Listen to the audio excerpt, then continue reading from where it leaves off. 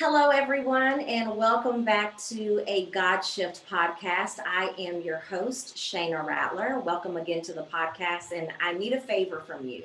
So, wherever you are watching the podcast, would you take a screenshot? So, whether it is a screenshot of your laptop or it's a screenshot of your device, please take a screenshot of that and then post that on Instagram. And if you would, when you post it on Instagram, I would love it if you would tag us at a God shift. It just really helps us to spread the word of how people can get out of disruption and into destiny. So thank you for that. So I'm really excited about my guest today. So I am going to read his official bio, and then I will have the opportunity, or give him the opportunity rather, for him to tell us a little bit more about who he is and what he does. Josh Kelley is the author of Radically Normal and a full time ghostwriter, writing coach, and developmental editor. A former pastor of 15 years, he holds a bachelor's in biblical studies from Life Pacific College and lives in Northwest Washington with his wife and two daughters. Welcome to the show, Josh Kelley. Thank you. So good to be here. Hey, Josh. So that's your official bio. So just tell us a little bit more in your own words about who you are and what exactly it is that you do. I think people may assume that they know what a writing coach or a ghostwriter is. Just tell us what you do. It was just in terms, your podcast is called a God Shift, and it feels like so much of my life has been this thing of not like thinking God was doing A, but him actually doing B. Well, no, actually it's C, actually is D. This whole process of change. And so, when I look at the bio and I start telling other people about, I realize my life has taken some strange twists and turns. I grew up in a good Christian home and all that, and I was a pastor for 15 years, as you said, and I enjoyed that. Towards the end of that time being a pastor, I published a book, and sorry, the book you already talked about, Radically Normal, and then we had to close my church, which is a real rough time. That's really hard to do. But then after that, we basically packed our daughters up into a minivan and drove around the country for 8 months. So I've been to most of this country, uh, and then came back from that and just didn't want to be a pastor anymore. Just didn't feel calling to do that. And there's some jobs you can do whether or not you feel called to it. Being a pastor isn't one of them. You shouldn't be a pastor to make money. So instead, I became a bartender, which is a lot of people are like, wait, what? Pastor, bartender, and Yeah. is actually a lot of fun. I enjoy being a bartender in a lot of ways, but I took that time to keep on writing because writing has been for a long time. It's been what I really wanted, and so spent 5 years bartending and working on a novel. But COVID for me is what really was the God shift when I moved from bartending into doing what I always wanted to do, which was to write. And basically, a ghostwriter means that if you have someone who has, say, like they spent years, say, in ministry or years teaching leadership, years. One of my clients was her and her husband ran a very successful business and used that money to build lots and lots of churches. Well, she has all that experience, and I have 15 years experience writing. So hey, let's work together. So why should she have to relearn how to write, to spend time learning how to write when I already know how to do it? And Right. it's been an amazing opportunity. Just so my life it's full, it's good. I'm having fun, but it certainly has been interesting. A lot of twists and turns along the way.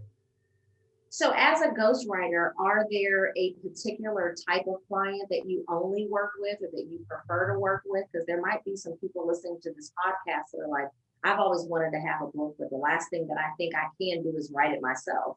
Right. Um, you know, my goal in terms of, I kind of earlier on, I kind of listed out kind of what my priorities were, and to kind of my personal mission is to help bring more God honoring, life changing books into the marketplace. And each of those words are carefully chosen. God honoring, God fearing, things that represent Him, life changing, not just something can be God honoring without necessarily be life changing. And then into the marketplace, I'm wanting things are going to be reach as many people as possible. Um, Not everything I'm doing fits underneath those. Like some of them are more like secular business, and I'm fine with that. But that's kind of the direction I'm trying to head is really that. Done, a memoir, things that have to do with biblical studies, so that I can bring in that side of me into that. Where I've been able to add some content, but it's really just an amazing opportunity where I feel like I get to help things be said that wouldn't have been said elsewise because I'm able to bring, again, my writing skills together with someone else's experience. Yeah. That's awesome. And at the end, we'll talk a little bit about where people can find you and Yeah. things of that nature. So we won't leave y'all hanging. So we kind of jumped feet first into this whole concept of a God shift. And so if you're listening to this podcast for the first time, my definition of a podcast, my definition of a God shift is the time that a disruption in your life collides with God's purpose and ultimately gets you into a greater destiny. And I believe that disruption is, some unexpected circumstance. For some people, it's a positive circumstance. For some people, it's a negative circumstance. So you told us a little bit about your story of going from a pastor to a bartender to, now a ghostwriter. So what would you say, was there any particular setback or disappointment or good thing or bad thing that God actually used, to get your attention? Because obviously you probably just didn't say, you know what, I'm going to be a pastor for 15 years and then I'm going to be a bartender. So what did God use to get your attention? Well, the most important one was, I could pin it to a day. I don't like go find it on a calendar. Don't remember off the top of my head, but it's a particular Sunday. My wife and I were coming back from, we went to Victoria, BC, because I live not terribly far from there. And we're just having a getaway. And we heard the news that Governor Inslee, the governor of Washington, had shut down restaurants. Mm-hmm. And so now, for the first time in my life, I was out of a job. I mean, I've taken time off because I'm moving from A to B or whatever, but I've never unwillingly been out of work. And that's the moment when I was forced to shift. And it's one of those things that the end result was awesome, but the process itself was less so. It was brutal. That Monday, that following day, was one of the hardest days of my life. To just be at home and not being able to go anywhere, not able to do anything. I felt lost. I felt purposeless. I felt hopeless. I felt like crap. It was a bad day. Um, and so it was from that, though, that I had to kind of, now let me back up. So there was the goal, I believe God was getting me to this writing, but a lot of times there's things he has to do in us before he can work through us, right? And among other things, a key thing for me was that I had to work on my identity. What made me feel okay with being me? And for me, that a lot of times has been what I accomplish, what I do. So when I didn't have a thing to do, I didn't have an identity. And as a pastor, I preach all the time on our identity in Christ. We're children of God. That is all the identity we need. And I preach it all the time. I thought I believed it until I didn't have a job. And Wow. then realized how much my identity was actually in doing. And as I look now, a struggle that has been in our marriage has been that part of me that really has been driven to an unhealthy level to accomplish things where I don't feel okay if I'm not doing Yeah. something. And that's what that time period did.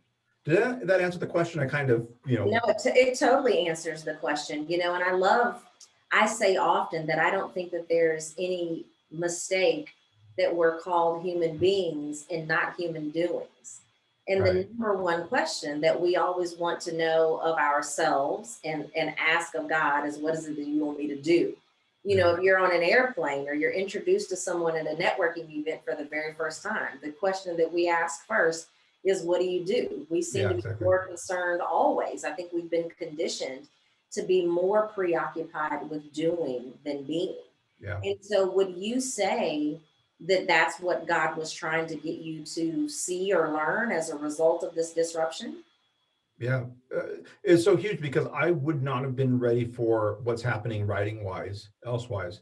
I think of yesterday, as I'm working, I'm editing a book, and my wife was basically saying, "Hey, so this is happening. Would you be able to come home a little earlier?" And I said, "Sure." Well, that's a miracle for me to just say, okay, yeah, to actually set something down. And a year ago, I would not have been able to do that. I was said, well, just I just need to get a little more done. And then, an hour later, I'd be home. Right. Um, that again, God had to do some work in me so that now that I'm at this place, I can handle this new responsibility, this new adventure well, and not the way I would have handled it a year ago. Right.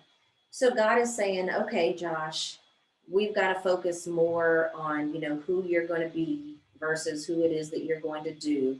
I've got to shake your identity loose a little bit from what it is that you Yeah. do. How do you respond? That's kind of a hard question to ask because there's the, so something I talk about a lot, whether it's in my book or whenever I preach, this whole idea of a story of grace. That God is working in every one of us this specific story of grace. And if you look back on your story, you can say, well, this happened and this happened and this happened. And you can't reverse engineer that story, or you couldn't have looked forward and made that story happen. Only Right. God's the only one who could have worked that story with all the twists and turns and all of our mistakes, like that. So looking back, I can see what God was doing, but I couldn't have put myself through through those paces. And I say that to say, um, there wasn't a lot of things I could actually go out and do to achieve understanding my identity in Christ and my identity as a child of God. I had to kind of accept when things didn't go the way I wanted them to, Hmm. and just let go. And I frequently see, not always, but frequently, when God's has like there's some major thing God's need to work in you, He's doing all this work behind the scenes before you even know it. And so when the moment of decision comes, it's like it's an awful example, but you got that zit that's growing, and you try to mess with it a little bit early, and it's just going to hurt. It's not going to do anything. But when the time comes, there it goes. You got it. Just one, and Easy. yeah, easier than you thought. So in some ways, I can't believe how it seems like it should have been harder, and there should have been more residual pain of that identity shift. And I'm sure I'm still in process, and I'm sure something will happen that will show me that I'm still got further to go. But aside from that really rough first week, it's been easier than I thought, but it has been me trying to embrace what God's doing and say, okay, God, you're doing a different thing, and I trust you. I trust what you're doing instead of, obviously, you've changed the game plan, and I'm going to try to go with that.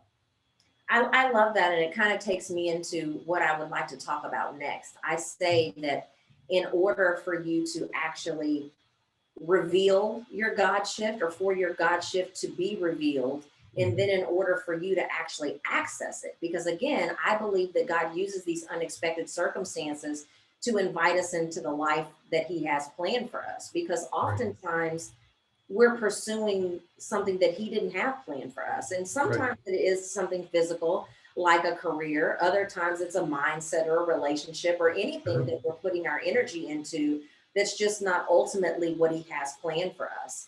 And Right. so I say that in order for your God shift to be revealed, in order for you to access that next level of possibility that's waiting, that you have to elevate His position in your life in order for that to happen. So, in your opinion, Mm. why is that so important for us to put our faith first and actually Mm. put the position of God at a higher priority in our lives? I think, we have to believe that He's good, and that where He's taking us, that story of grace is somewhere we want to go. That if that belief isn't there, then good luck. So I think of, the first recorded lie, at least in the Bible, is when the serpent tells Eve that, you can eat of the fruit, it's good for you, you'll enjoy it, you won't die. And basically what he was doing was causing Eve to question God's goodness, as if to say, God knows there's this amazing thing here, this fruit, if you just eat it, it'll be freaking awesome, but He's holding out on you. Right. And that mindset, I think, has done more to destroy Christians, no, destroy humanity than anything else, because we kind of work with this hidden, or this basic assumption that goodness is not something we actually want.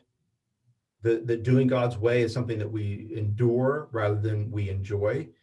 And so I think there's this thing of basically learning who God's character, and being able to trust that when God is doing something, it's for our good, and not for our misery. And so that's where I think you have to start with this foundational aspect of, number one, who God is, and His character as He's good, and therefore we're going to trust Him to do what is good, even if we can't see it at the time. That's good. So, we're going to pause for a quick commercial break. And then when we come back, we're going to share some tips of how do we actually put this in motion, because I think that so many things sound good and they sound easy when we're just looking at it from a conceptual standpoint. So when we Right. come back, we're going to talk about, exactly how can we do that. This episode is brought to you by the free guide, When God Says Shift. Inside that guide, you'll discover the 4 shifts required to follow God's plan to move you out of disruption and into a greater destiny, expectancy, and possibility.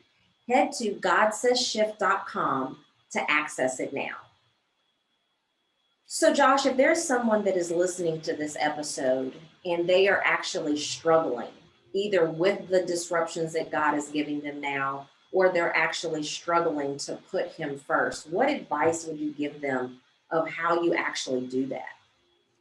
Um, if you don't mind, I'd like to read a little section from what I wrote, and it kind of goes back to what I was saying before, because I do think that, again, this idea of God's goodness and the nature of sin versus righteousness is so key. And besides, it's also kind of takes a lot of, makes fun of me to an extent, so it makes it a fun story. And it's very Okay, short. let's hear it. So and I'm just reading it because I said it so much better when I word crafted it than if I just tell the story off the top of my head. But when I was young, but old enough to know better, I hated to stop playing in order to go to the bathroom.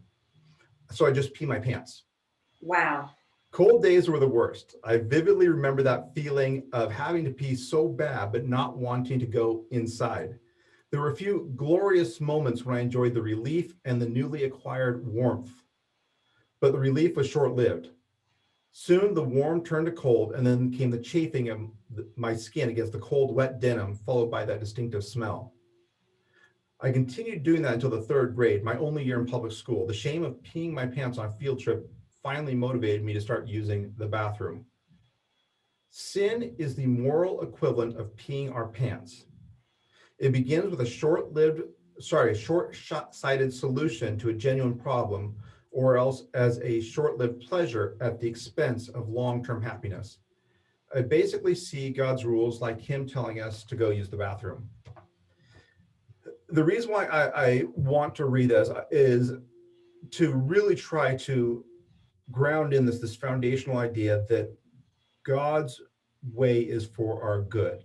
And in terms of how to respond to God shifts, you have to have that foundational point where you can eagerly ask God, you do your best, and I trust that it will be good. That doesn't mean I'm going to enjoy it all the time, right? Sometimes God has to put us through some hard stuff to get us to where we need to be. But something in my life that's been like a daily, literally a daily prayer of mine for I don't know how long is, God, make me into the man you want me to be.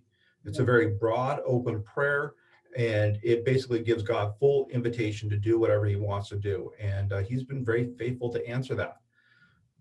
I say that to say, if we can start, speaking to the listeners, if you can start by saying, okay, God, take me where you want to take me. I believe that what you have is good. I know it may be hard, but I know you'll give me grace when the moment comes. If you can be praying for that, then you can trust the process. And by that, I mean that I couldn't have planned out what God did. If I would have tried to be a writer, when I graduated from college, 20 plus years ago, I wouldn't have had the tools I needed. I wouldn't have had the tools, 4 years ago, because one of the huge things, writing a novel and writing dialogue was a huge thing that taught me how to basically be able to mimic other people's voice. I didn't have I just simply didn't have the tools. So I most of the time trust the story, trust the process, trust Yeah. that God is doing what either He's moving me somewhere, even if at some points, I'll tell you, there's a lot of points where God, I don't get this. I really thought I was being obedient, but it doesn't feel like it. And I try to pray, try to listen, talk to my wife. It's like, no, I think this is still it. I think we're still on track.